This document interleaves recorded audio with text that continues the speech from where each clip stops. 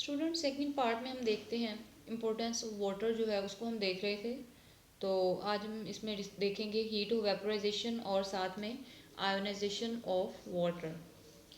अगर हम heat of vaporisation की बात करें, जैसे कि नाम से जाहिर है, हीट ऑफ वेपोराइजेशन जो है बेसिकली ये वो हीट होती है जो कि वाटर के मॉलिक्यूल्स को लिक्विड फॉर्म से गैशियस फॉर्म में कन्वर्ट करने के लिए जो हीट हमें चाहिए होती है या फिर जो एनर्जी जो है रिक्वायर होती है, उसको हम नाम देते हैं हीट ऑफ वेपोराइजेशन का। हीट ऑफ वेपोराइजेशन जो है is expressed as calories observed by gram vaporise.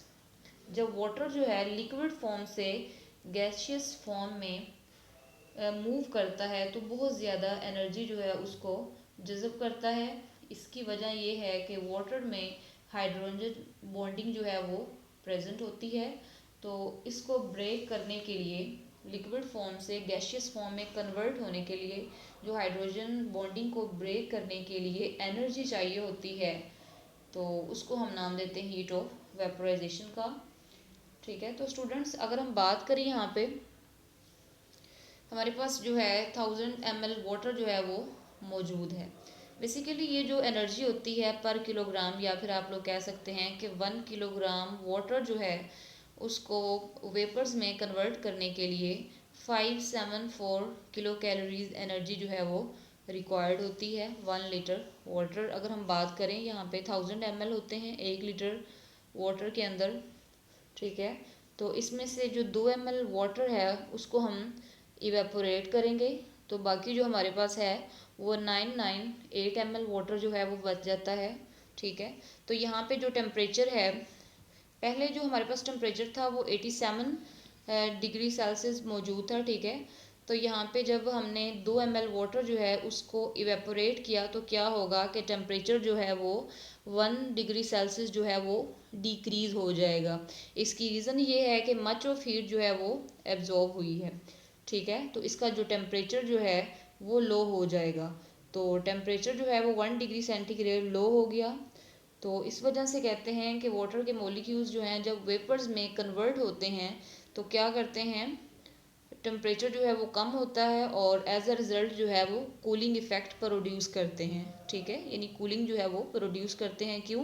क्योंकि टेम्परेचर जो है वो डिक्रीज़ कर जाता है, टेम्परेचर जो है वो एब्जॉर्ब हो जाता है। इसी वजह से कूलिंग इफ़ेक्ट जो है वो प्रोड्यूस होता है। ठीक है, दोबारा से हम देख लें कि हीट ऑफ वेपोराइजेशन क्या है। हीट ऑफ वेपोराइजेशन जो है वो हीट है जो कि वाटर के मॉलिक्यूल्स को वेपर्स में कन्वर्ट करने के लिए, गैशियस फॉर्म में कन्वर्ट करने के लिए जो एनर्जी जो है चाहिए होती है, उसको हम नाम देते हैं हीट ऑफ वेपोराइजेशन। यानी आप लोगों को पता है कि वाटर के जो मॉलिक्यूल्स हैं उनमें हाइड्रोजन बॉन्डिंग जो है वो मौजूद होती है। तो हाइड्रोजन बॉन्डिंग को ब्रेक करने के लिए एनर्जी चाहिए होती है। तो वो जो एनर्जी है, अगर हम बात करें 1 किलोग्राम जो वाटर है उसको कन्वर्ट करने के लिए वेपर्स में या फिर गैशियस फॉर्म में, तो हमें 574 किलो कैलोरीज एनर्जी जो है वो रिक्वायर्ड होगी। इसके बाद हमने बात की 1 लीटर ऑफ वाटर की। तो 1 लीटर ऑफ वाटर जो है, इसमें से आप लोगों को पता है कि 1 लीटर वाटर में 1000 ml वाटर जो है वो मौजूद होते हैं। ठीक है, इसमें से जो 2 ml वाटर है उसको अगर हम इवेपोरेट करना चाहते हैं तो क्या करेंगे, इवेपोरेट करेंगे तो हमारे पास जो है बाकी 998 ml वाटर जो है वो रह जाएगा।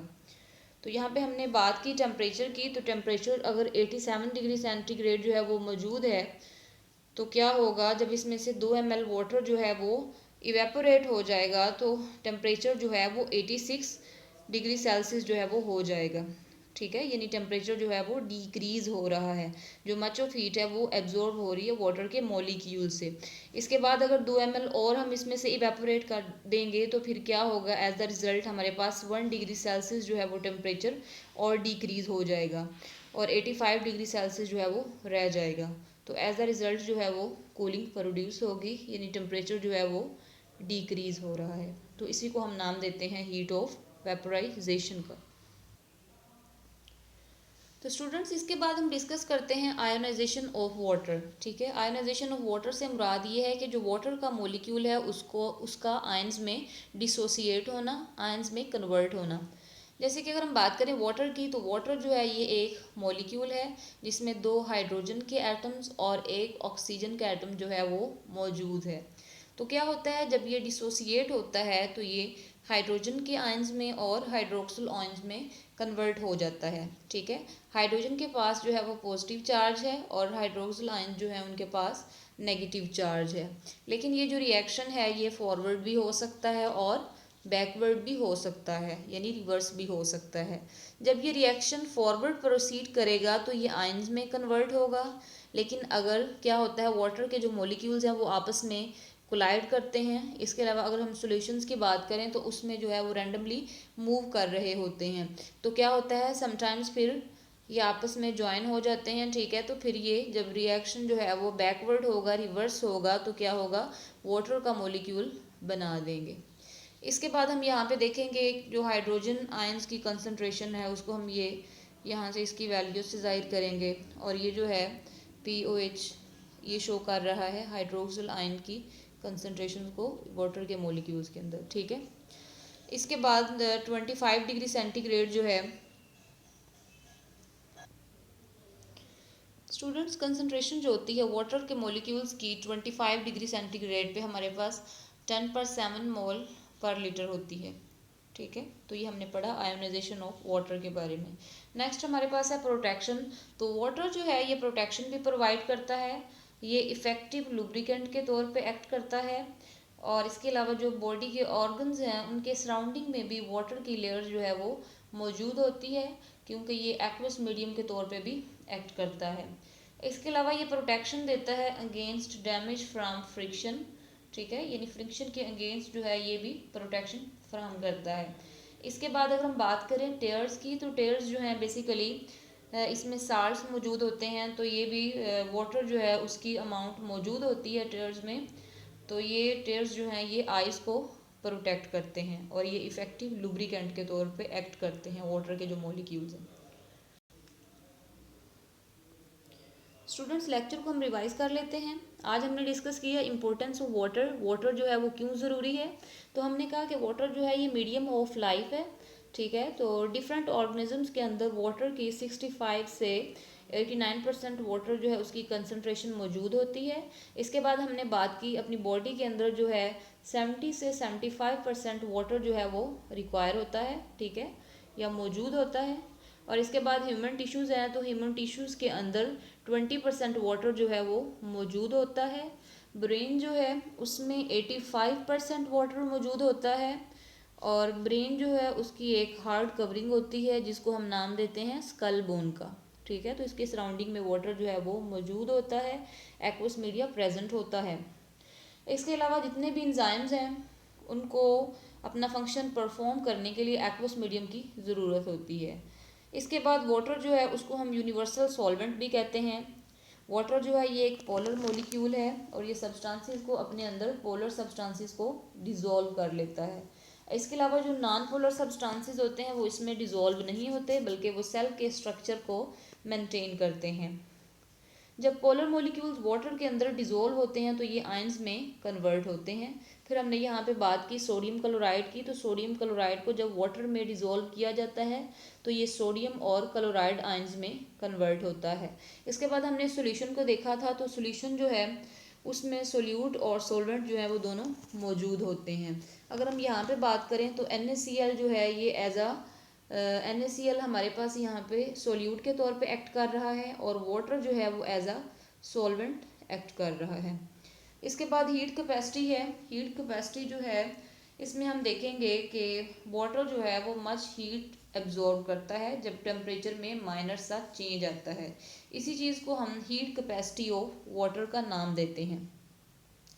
इसके बाद हम देखेंगे कि specific heat capacity of water क्या है। हमने कहा था कि अगर 1 ग्राम ऑफ वाटर हमारे पास मौजूद है तो उसका हमने टेम्परेचर जो है 1 डिग्री सेल्सियस इंक्रीज़ करना है तो उसके लिए हमें 1 कैलोरी जो है एनर्जी वो रिक्वायर होगी, ताकि वाटर के मॉलिक्यूल्स के अंदर जो हाइड्रोजन बॉन्डिंग मौजूद है उसको ब्रेक किया जा सके और टेम्परेचर जो है उसको इंक्रीज़ किया जा सके। इसी तरह से अगर 4 ग्राम वाटर मौजूद हो तो उसके लिए अगर हमने टेम्परेचर 15 से 16 डिग्री सेल्सियस इंक्रीज़ करना है तो उसके लिए हमें ये एनर्जी रिक्वायर होगी, ताकि टेम्परेचर जो है वो इंक्रीज़ हो और हाइड्रोजन बॉन्डिंग जो है उसको ब्रेक किया जा सके। स्टूडेंट्स नेक्स्ट हम दोबारा से देखते हैं हीट ऑफ वेपोराइजेशन क्या है।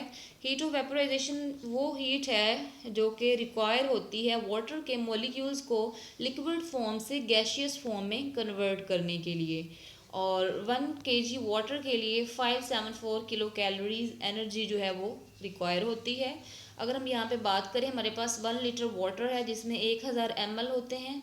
अगर हम इसमें से 2 ml वाटर के मॉलिक्यूल्स को इवेपोरेट करेंगे तो बदले में हमारे पास जो है 998 ml वाटर जो है वो मौजूद होगा।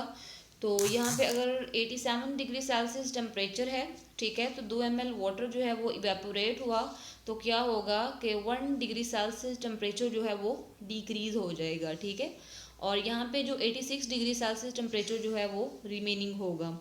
तो एज अ रिज़ल्ट क्या होगा, कूलिंग इफ़ेक्ट जो है वो प्रोड्यूस होगा, क्योंकि टेम्परेचर जो है वो यहाँ पे डिक्रीज़ कर रहा है। बिल्कुल इसी तरह से अगर हम इसमें से 2 ml और वाटर के जो मॉलिक्यूल्स हैं उनको इवेपोरेट करेंगे तो यहाँ पे 85 डिग्री सेल्सियस जो है वो रह जाएगा, यानी टेम्परेचर जो है वो और डिक्रीज़ हो जाएगा। इसके बाद हमने देखा आयोनाइजेशन ऑफ वाटर क्या है। आयोनाइजेशन ऑफ वाटर में हम देखेंगे कि वाटर के मॉलिक्यूल्स जो हैं वो आयंस में कन्वर्ट हो जाते हैं। यहाँ पे H2O है जो कि हाइड्रोजन के आयंस और हाइड्रोक्सिल आयंस में कन्वर्ट हुआ है, और ये रिएक्शन जो है ये रिवर्सिबल है। अगर फॉरवर्ड होगा तो आयंस बनाएगा और अगर बैकवर्ड होगा तो ये वाटर का मॉलिक्यूल बनाएगा। इसके अलावा यहाँ पे हमने हाइड्रोजन आयंस जो हैं उनकी कंसनट्रेशन को ज़ाहिर किया, और इसके बाद यहाँ पे हाइड्रोक्सिल आयंस की कंसनट्रेशंस को। इसके अलावा वाटर के मॉलिक्यूल्स जो कंसनट्रेशन है 25 डिग्री सेंटीग्रेड पे 1 लीटर में 10 पर रेज 7 मोल्स जो हैं वो होते हैं। इसके अलावा हमने कहा कि वाटर जो है ये प्रोटेक्शन प्रोवाइड करता है। प्रोटेक्शन जो है किस तरह से प्रोवाइड करता है, अगर हम बात करें तो ये वाटर के बारे में ये कहा जाता है कि वाटर जो है ये इफ़ेक्टिव लुब्रिकेंट के तौर पे भी एक्ट करता है। इसके अलावा ये प्रोटेक्शन भी देता है डैमेज के अगेंस्ट फ्रिक्शन से, और इसके अलावा अगर हम बात करें टेयर्स की, ठीक है, तो वो आइस को प्रोटेक्ट करते हैं, और बॉडी के अंदर जो ऑर्गन्स जो हैं वो मौजूद होते हैं उनके गिर्द भी वाटर की लेयर मौजूद होती है। थैंक यू स्टूडेंट्स, अल्लाह हाफिज़।